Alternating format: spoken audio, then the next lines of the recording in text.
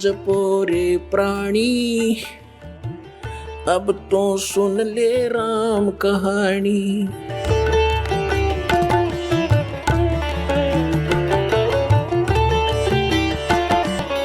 अब पहले तो आपको दिखाते हैं कि ब्रह्मा विष्णु महेश का जन्म मृत्यु होता है, इनके माता पिता हैं। विशेषकर हिंदू धर्म कंप्लीटली इन दो देवताओं पर आश्रित है, श्री विष्णु जी और श्री शंकर जी।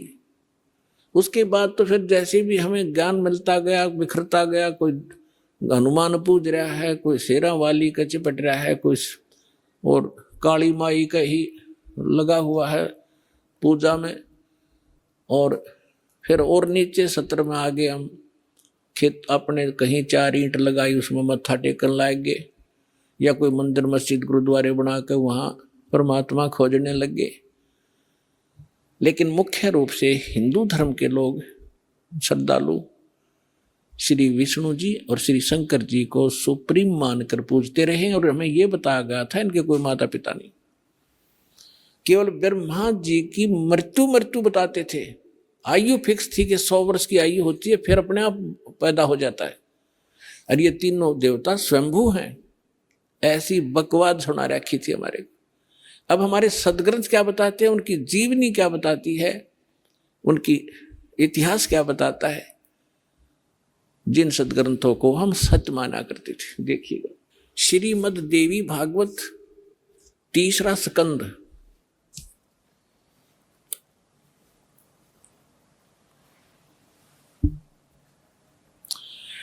ये गीता प्रेस गोरखपुर से प्रकाशित है। ये देखिएगा, इसके ये सचित्र मोटा टाइप, केवल हिंदी, संपादक हनुमान प्रसाद पोदार, चिमनलाल गोस्वामी।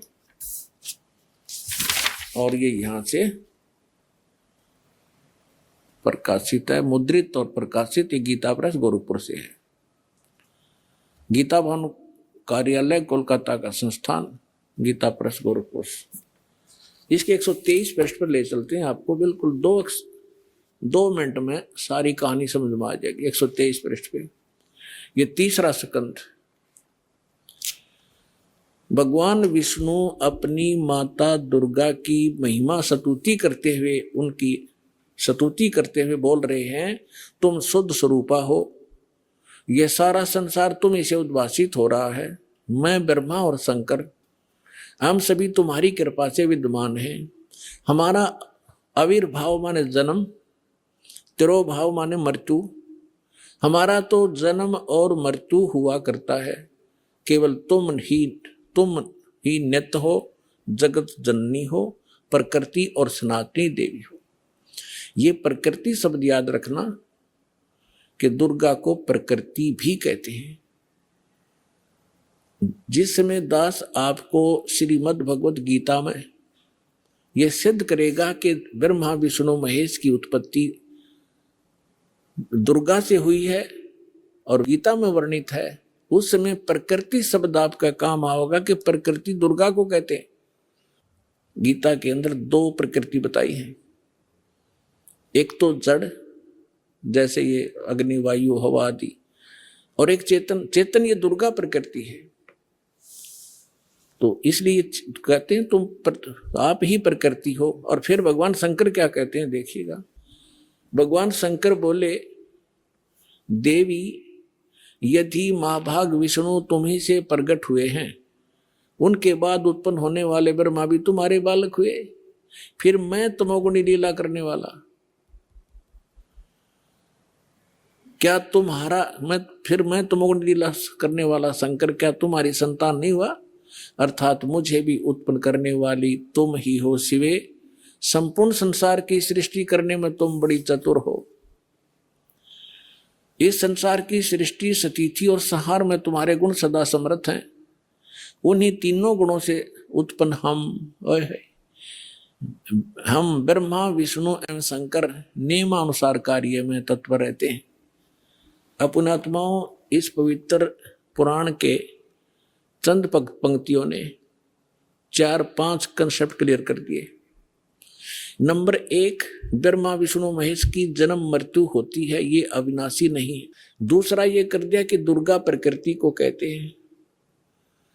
तीसरा ये हो गया कि प्रकृति दुर्गा इनकी मां है। और चौथा ये हो गया कि रजगुण ब्रह्मा है, सतगुण विष्णु, तमगुण शिव जी।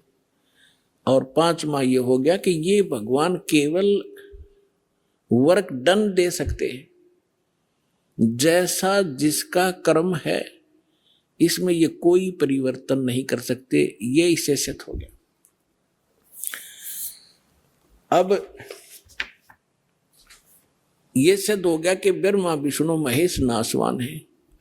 अब जो भगवान नाशवान हैं और हम उनकी पूजा करते हैं तो हम भी नाशवान है, क्योंकि हम वहीं जाएंगे जहां उनका लोक है। ब्रह्मा जी का उपासक ब्रह्मा जी के लोक में, विष्णु जी का उपासक विष्णु जी के लोक में, शिव जी का उपासक शिव जी के लोक में।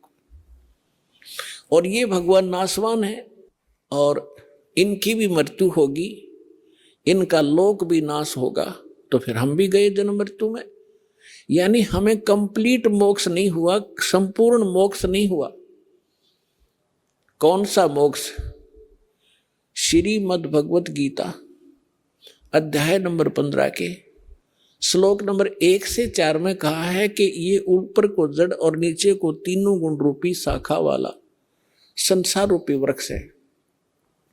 और जो संत इसके सभी पार्ट्स को विभिन्न विभिन्न बता देगा वह तत्वदर्शी संत है, वेद के तात्पर्य को जानने वाला है। फिर बताया है कि उसके पश्चात गीता अध्याय नंबर 15 के श्लोक नंबर 4 में कहा है, जब तत्वदर्शी संत मिल जाए उसके पश्चात परमेश्वर के उस परम पद की खोज करनी चाहिए जहां जाने के बाद साधक लौटकर कभी संसार में नहीं आते। और जिस परमेश्वर ने सभी ब्रह्मांडों की रचना की है, अर्थात जिस परमेश्वर से संसार रूपी वृक्ष की प्रवृत्ति विस्तार को प्राप्त हुई है, भावार्थ है कि जिसने सब ब्रह्मांडों की रचना की है वो कंप्लीट गॉड है, वो पूर्ण परमात्मा है। केवल उसी की भक्ति करो, गीता ज्ञानदाता स्पष्ट कर रहा है। और फिर कहता है कि अर्जुन चौथे अध्याय के 5 और 9 श्लोक में, दूसरे अध्याय के 12 श्लोक में गीता जी में, और 10वें अध्याय के दूसरे श्लोक में गीता ज्ञानदाता कहता, अर्जुन तेरे और मेरे बहुत जन्म हो चुके हैं, तू नहीं जानता मैं जानता। अब जैसे हम श्री कृष्ण जी को मानकर चलें कि श्री कृष्ण जी गीता का ज्ञान दे रहा है, इन अज्ञानियों के आधार से हम चलें तो भी गीता ज्ञानदाता तो अपने आप को कह रहा है मैं नाशवान हूं, मेरी जन्म मृत्यु होती है। जिसकी स्वयं जन्म मृत्यु होती है और उसके उपासकों की भी जन्म मृत्यु होगी। गीता अध्याय नंबर 18 के श्लोक नंबर 62 में कहा, इसलिए कहा कि अर्जुन तू सर्वभाव से उस परमेश्वर की शरण में जा, उसकी कृपा, उस परमेश्वर की कृपा से तू परम शांति को और सनातन परम धाम को प्राप्त हो। और उसकी शरण में जाने से तेरा कंप्लीट पूर्ण मोक्ष होगा।